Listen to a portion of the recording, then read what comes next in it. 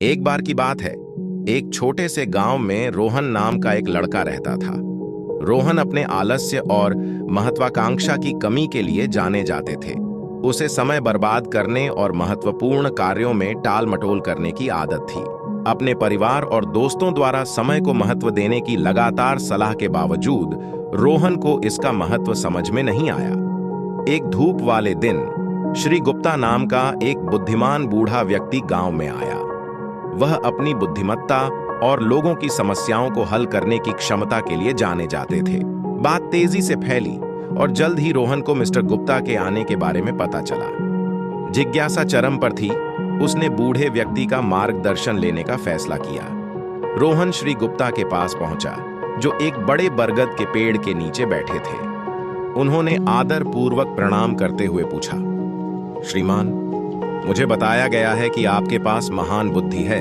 रोहन ने अपने कृत्य की गंभीरता को समझते हुए श्री गुप्ता की बात ध्यान से सुनी। समय एक अनमोल उपहार है मेरे बेटे। यह किसी का इंतजार नहीं करता। बीतने वाला प्रत्येक सेकंड एक सेकंड होता है जिसे आप पुनः प्राप्त नहीं कर सकते। यदि आप इसे बर्बाद करते रहेंगे तो एक दिन आप पछतावे से भरकर उठेंगे। अत्यावश्यकता महसूस करते हुए रोहन ने पूछा, लेकिन मैं कैसे बदल सकता हूं? मैं समय को कैसे महत्व दे सकता हूं और इसका अधिकतम लाभ कैसे उठा सकता हूं? श्री गुप्ता गर्मजोशी से मुस्कुराए। उन्होंने कहा, इसकी शुरुआत छोटे कदमों से होती है।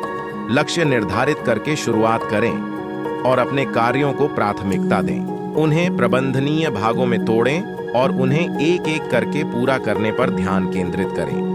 अपने समय का प्रभावी ढंग से प्रबंधन करना सीखें। याद रखें, सफलता उन्हीं को मिलती है जो समय की कीमत समझते हैं। रोहन ने बूढ़े व्यक्ति की सलाह को दिल से लिया और अपने तरीके बदलने का फैसला किया। दिन सप्ताहों में और सप्ताह महीनों में बदल गए। रोहन का नया समर्पण और अनुशासन रंग लाया। उन्होंने उन कार्यों को पूरा किया जिन्हें वे वर्षों से टालते आ रहे थे। उन्होंने अपने जुनून को आगे बढ़ाया और छिपी हुई प्रतिभाओं को खोजा।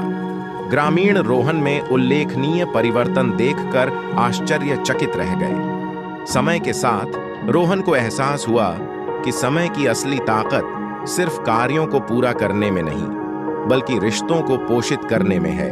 उन्होंने अपने परिवार और दोस्तों के साथ गुणवत्तापूर्ण समय बिताया और उनके द्वारा साझा किए गए पलों की सराहना की। वह समझ गया था कि समय एक सीमित संसाधन था और प्रियजनों की संगति में बिताया गया हर सेकंड एक खजाना था। साल बीतते गए और रोहन बूढ़ा हो गया।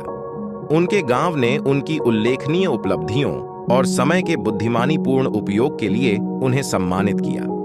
उन्होंने युवा पीढ़ी के साथ अपनी यात्रा साझा की और उनसे हर गुजरते पल को संजोने और अपने जीवन का अधिकतम लाभ उठाने का आग्रह किया।